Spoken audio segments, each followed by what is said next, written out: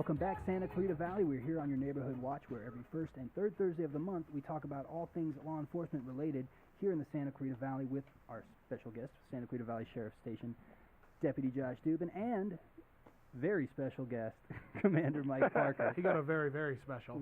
I got an extra one there, Josh.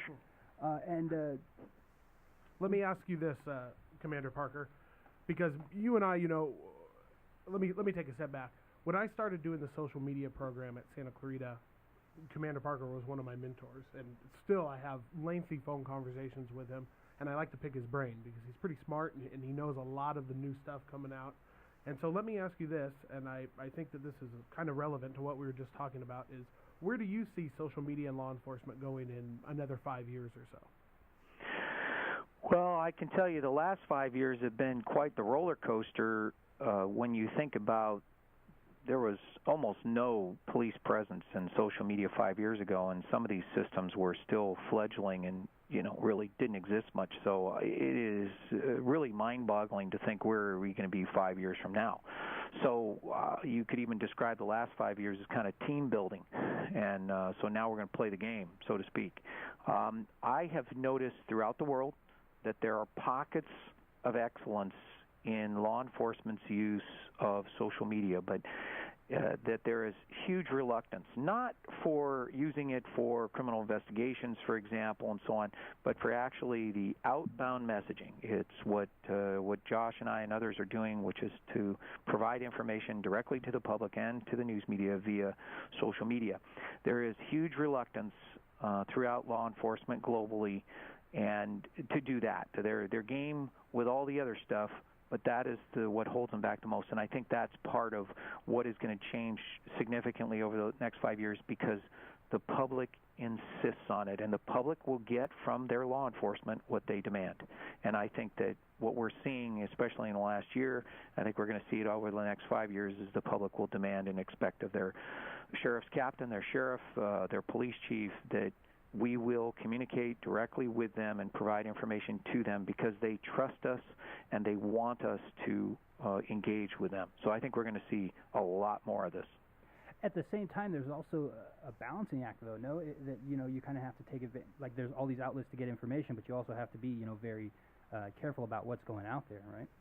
Well, you're right, and that's part of a huge problem, is that law enforcement is not known for their enthusiastic delivery of information to the media, and so there's always reluctance. And so there's a finite number of people that are within the profession that are interested in doing that. I was selected when I was at Temple Sheriff Station back in the 80s. I was selected to be a public information officer through the standard methodology to pick a PIO in law enforcement agency, and that is who's the guy least likely to say something stupid. That's the number one criterion. That's a good and so I happen criterion. to speak Spanish as well, so those things combined to me doing it throughout my career.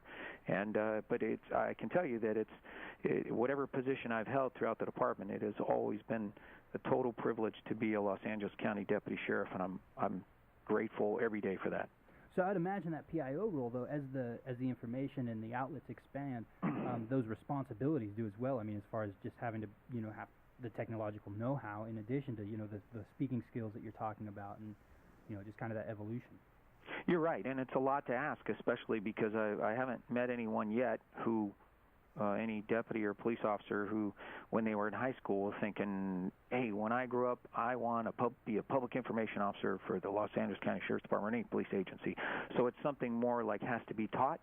You need to understand what we do so that you don't ruin criminal investigations, you don't harm people while you're trying to help people, and it is a challenge, and that's one of the reasons why throughout the world, all these police agencies, and I've dealt with police agencies from 20, 30 countries at this point, and as pretty much a rule is that maybe 1, 2, at the most 3 at any given agencies, 1, 2, or 3 people at any given agency are really doing 95% of the talking, so to speak, on social media, because it is a steep learning curve.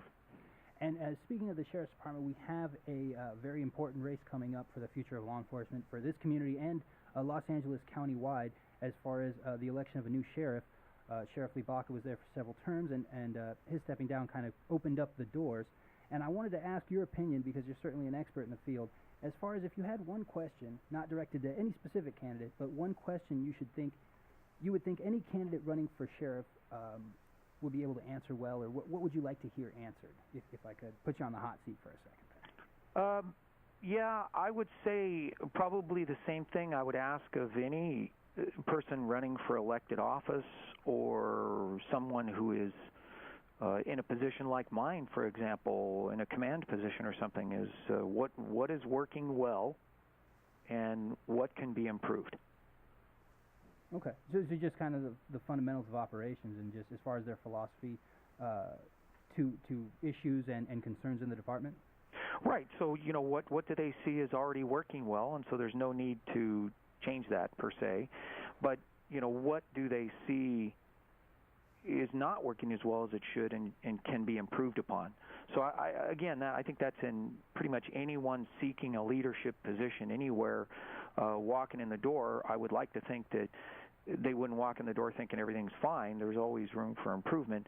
But also there are oftentimes, including in the Sheriff's Department, where there are many things working really well.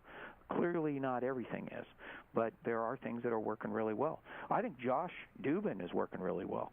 Wow. Now I feel special. Dubin now is I'm literally be on the blushing. YouTube video with a big bright red face. Yeah. Quick question for a segment, one question segment I like to call "Getting to Know Our North County Commander." Favorite cop movie? I don't know if I'd pick a favorite cop movie, but I would say that I really liked the TV show Hill Street Blues in the early 80s. I'm dating myself, but I liked that show, and that was one of the reasons why I wanted to become a peace officer. And for those of us, I'm going to Google what that is later. For myself. Yeah, you younger guys, you're going to have to look that up. Is that a parody, a drama? Decades, Which one was that? Hill Street Blues. Yeah. All right. Well, thank you, Commander Parker. We really appreciate your time. I know you're a busy man, so I'll let you get back to law enforcement, and thank you for being a guest here on your hometown station, KHTS AM 1220.